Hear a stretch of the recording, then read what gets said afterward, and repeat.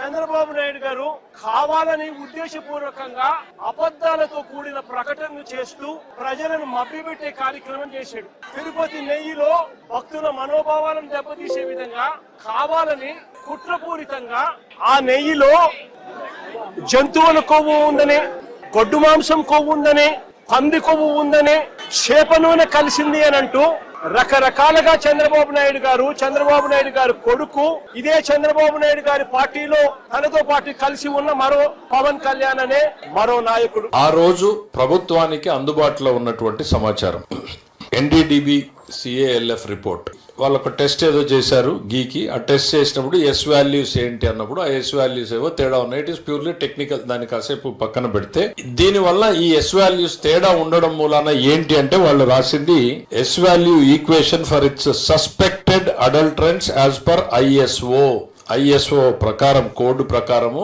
ఏవేవి ఇందులో సస్పెక్టెడ్ అడల్టరెంట్స్ ఉండేటువంటి అవకాశం ఉంది. ఇది మనం ముఖ్యమంత్రి గారు ఏదో చేసిన ఆరోపణ కాదు. NDDB ఆ రోజుకు అందుబాటులో ఉన్నటువంటి రిపోర్ట్ లో ఏం చెప్పారంటే soybean, sunflower, Alia, rape seed, cotton seed, fish oil number 1 column. Number 2 column coconut and palm kernel fat. Number 3 palm oil and beef టాలో. Number 4 lord. Number 4 ఇందులో ఫిష్ ఆయిల్ ఉంది, బీఫ్ టాలో ఉంది, లార్డ్ ఉంది. ఇవి సస్పెక్టెడ్ అనేటువంటిది lab ఇచ్చినటువంటి report.